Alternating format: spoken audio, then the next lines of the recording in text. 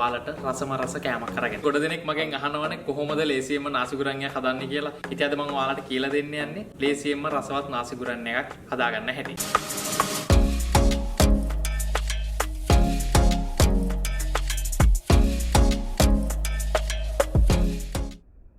එහෙනම් අපි මුලින්ම බලමු අපට අවශ්‍ය වෙන ඉන්ග්‍රීඩියන්ට්ස් මොනවද කියලා.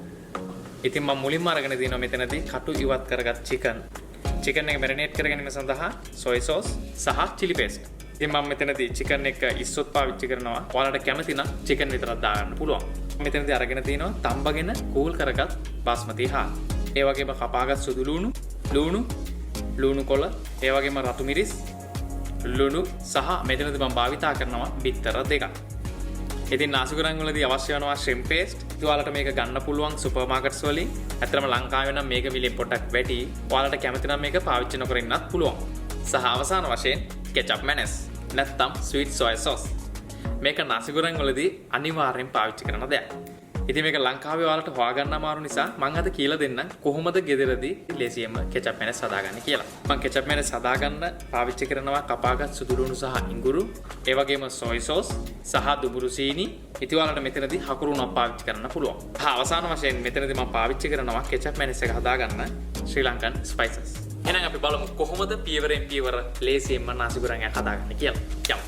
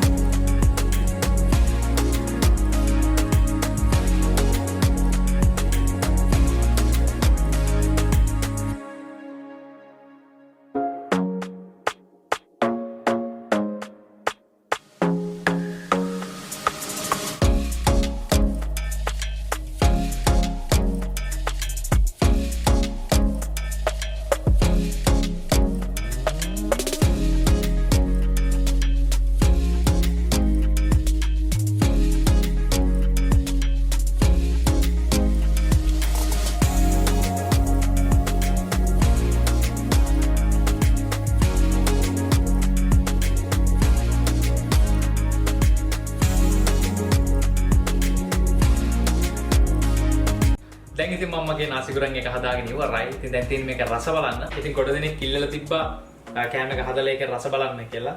ඉතින් අපි දැන් බලමු මේකේ රස කොහොමද කියලා. ඇත්තටම හරිම රසයි.